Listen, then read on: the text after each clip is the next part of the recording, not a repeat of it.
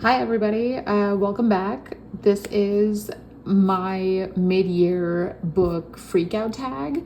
I have not done a tag yet, so I'm really excited about it. And what better way to celebrate it than a late edition of the mid-year book freakout? So yay! Anyway, I'm going to be doing it a little bit differently than what the outlined, questions are. So I've got a little bit of, maybe spicier questions. Not sure, but we'll see, And they're going to be a total of 10 questions. I really don't want to dwell on like the quantity of things. So how many I read or how many books I finished or DNF'd or whatever like that. I don't know. I don't really like to gauge my reading in those types of numbers. And I hope you too are more about the experience and not so much about the numbers.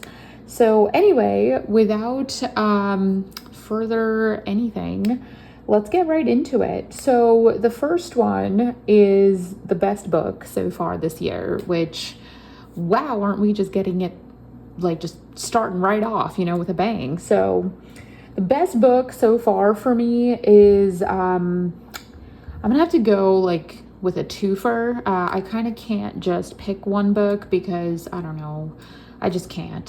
So The Will of the Many for me was top-notch book.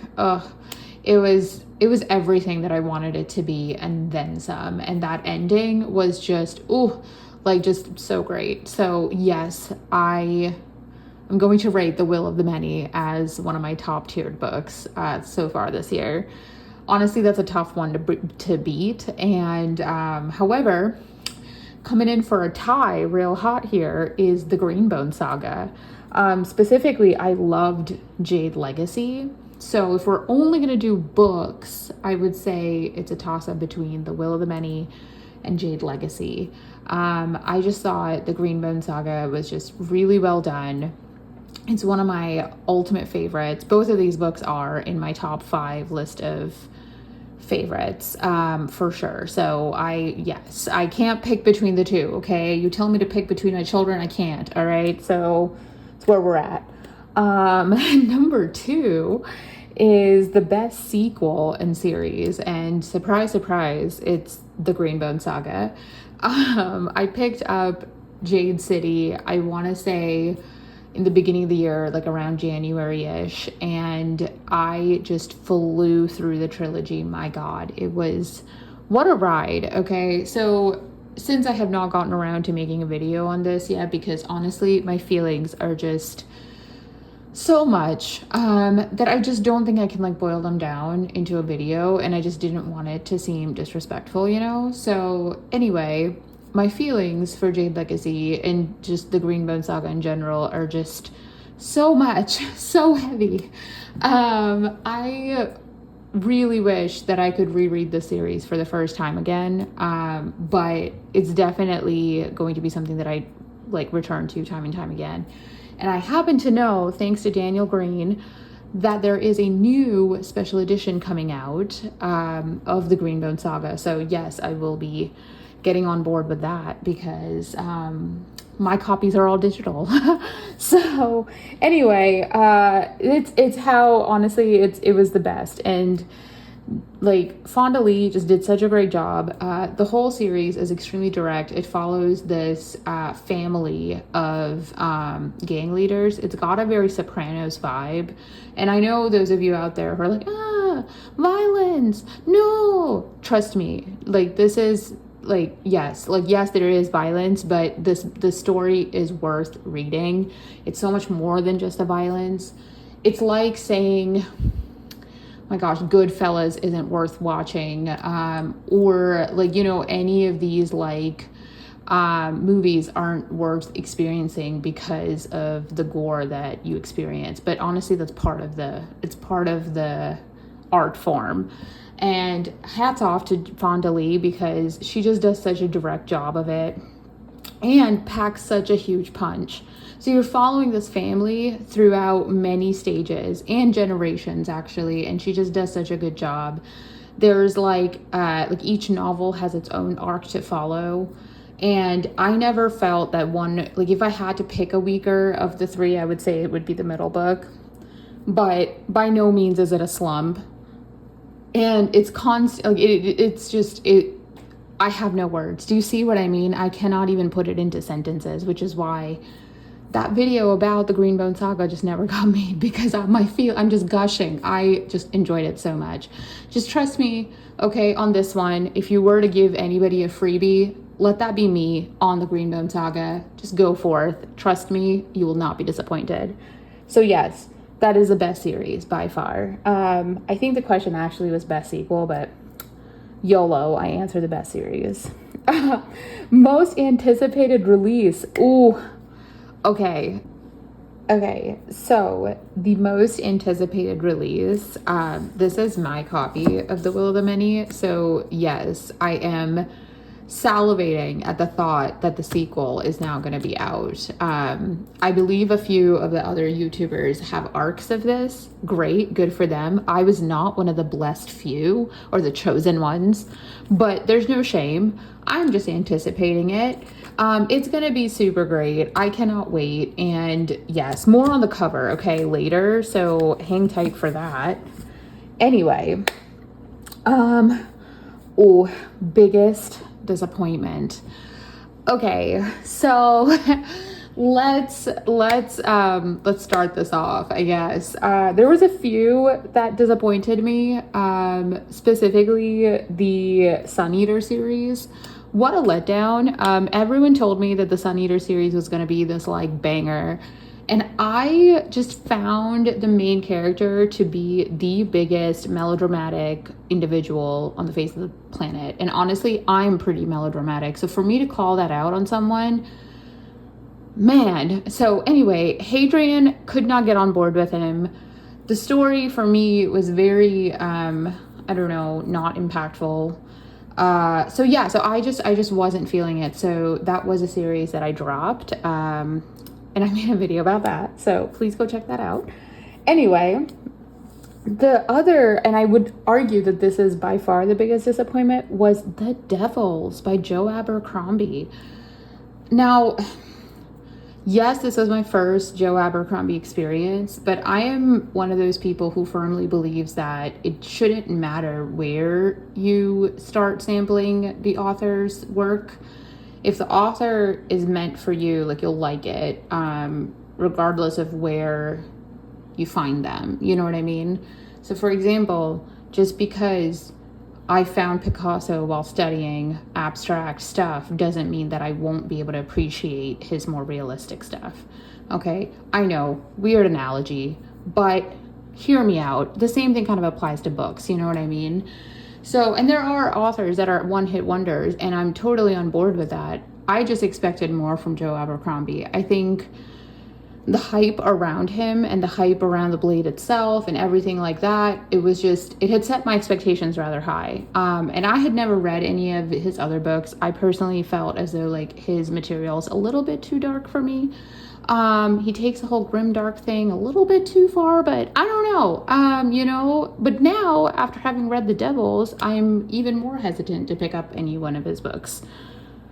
And the reason why I was disappointed by The Devils is that, Elliot Brooks just came out with like the perfect video, honestly.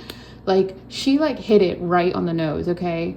Basically, The Devils is like, about these characters that are on this journey to reclaim some type of throne or something, okay?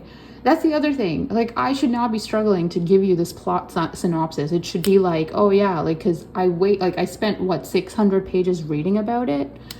So anyway, every other line is this, like, quippy joke that he feels compelled to throw in.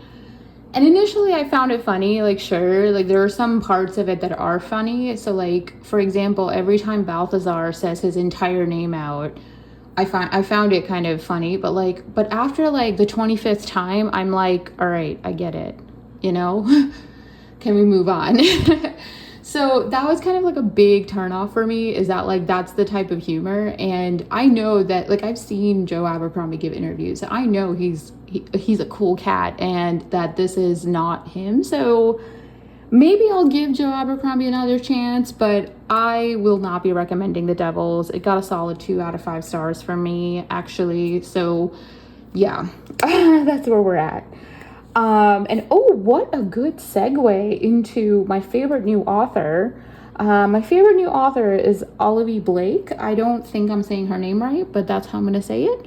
But basically, after I finished The Devils, I picked up Olivia Blake's Masters of Death. And oh my God, like, to say that this was the perfect thing, like, I guess the perfect, I don't even know what the word I'm looking for here is, but like, it was a perfect antidote to everything that The Devils was trying to be. So basically, Masters of Death was what Joe Abercrombie was trying to write with The Devils, or I hope at least, you know. And Olivia Blake did such a great job. And yes, she's got those corny jokes in there too, but they were done like judiciously. Like, she watched how much she used them, and there was a real plot that was very thick. There were some plot twists in there as well. Like, it was just very well crafted, and like, you'd get to a point after like a few chapters and be like, oh, I understand what this is about. And then this entire new layer of the story just opens up to you. So like, she did such a great job with characterizing everybody as well. And they were all different, distinct characters, which I didn't feel The Devils quite had. I thought The Devils was a little bit lacking, where like a lot of them were very similar, and I don't think I could tell them apart just on the page. Like, I was confused a few of the times because I didn't know like which character was which. Versus with this book, they were all so distinct. It was very well done. So yeah, I'm so excited to start reading Olivia Blake's backlist. Cannot wait. I'm already reading the Atlas 6. It's so promising thus far, so really pumped about it.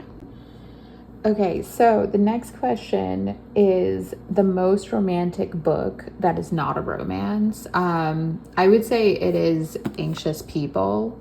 I have to give it to this book just because it just shows like human nature really well. And I think Frederick Bachman did such a great job on displaying just human emotion. And love doesn't always have to be this like romantic love, right? And I think that's what this question is kind of implying. So this, all the characters in their distinct personalities end up coming together in in a way that just is so human, you know what I mean? Like, no other, I don't want to say no other creature, because I'm sure that this exists, but like, I know that us like humans innately feel this, where we just gravitate towards each other. And I felt as though he just really captured that in this book. New fictional crush. I gotta give it to Hilo, my main man from the Greenbone Saga. Just gotta give it to him. There's no other man for me right now, and my God, he is just perfect. He's characterized super well. I love all of the trials that Hilo and Wen's marriage goes through. I don't want to give anything away because the Greenbone Saga is just such a great job. I also love the amount, like, Fonda Lee just does not hold back, guys. Like, she puts her characters through the ringer. And in Jade Legacy, Hilo experiences such trauma, and it was portrayed just so like skillfully, you know? It was just a great story. So yes, Hilo is who I'm crushing on currently. So this is not a question. This is more of a statement. This character is me, and this award goes to Princess Donut from Dungeon Crawler Carl. I had the pleasure of continuing the series this year, and I gotta say, Princess Donut, every time she rips a Gossip Girl reference, and of course, I'm over here for all of them, just inhaling them because I understand everything that she's talking about. Yes. She is deep down me. Yes. If Princess Donut was a person, it would be me. Yes, I know a lot of you out there think you're Princess Donut, and honestly, I think deep down we all can be, but I am definitely her. So, yeah, best movie adaptation of this year. Ooh, I think I have to give it to The Goldfinch. So honestly, that is probably the only movie adaptation that I watched this year. Lord of the Rings was also on this, but I believe I watched Lord of the Rings last year, so I don't think it counts. But The Goldfinch I really thought was done very well, and I think it portrayed everything that Donna Tartt was trying to get across really well on the big screen. The only thing that I would say was that I expected some of the characterizations to be a little bit more true to the book. Like I expected the Russian sidekick to be a little bit more beefier and heavier, you know? And I didn't expect the maternal figure to be Nicole Kidman. Just didn't expect that. But overall, just really, it was an ensemble cast, just very, very well done. Ooh, now we're getting to the juice, okay? The most beautiful cover, the award goes to The Will of the Many. Now, I have to say, when I first got this book, my cover was like this. It was this one. And I know some of you out there have this cover as well at home, okay? Because my ebook definitely has this cover. And I'm going to rant for a little bit here, okay? That it's really unfortunate that the sequel, The Strength of the Few, does not have this cover matching. It goes off of this one, which I know this is so amazing, right? But anyway, so The Strength of the Few is like the cover is much more matching this style, which is also like it's great. Like it's got the Roman Acropolis, it's got the Transvac just going places. It's perfect. It's really well done. But for those who committed to this one, like I really hope that there's like an ebook or something with The Strength of the Few on this, because I think they really need to bring that cover back. But let's take a minute to just really idolize this. And then that's what that looks like, which is lovely. And it is sprayed, so it is kind of, it's yellowish, so it's lovely. And then that's James Ironton. Yeah, so like, they did a really good job with the pillars and stuff, and I really enjoyed this like yellow everything binding. It was just done super good. So I think by far this is, oh wow, I'm like really struggling here. Anyway, a better YouTuber would edit this struggle out, but not me, okay? This is all for you guys. So way to wait until now. And this is my gift to you. So please do all the things if you already made it this far, honestly. Like I think you and I both deserve it. So like it, subscribe it, do all the things, please. So yeah, so my most beautiful cover goes off to this. And I cannot wait for the sequel. I cannot wait, guys. Just cannot. Okay. So that's my mid-year book tag freak out thing. Thank you so much for being here, and good night. Yep.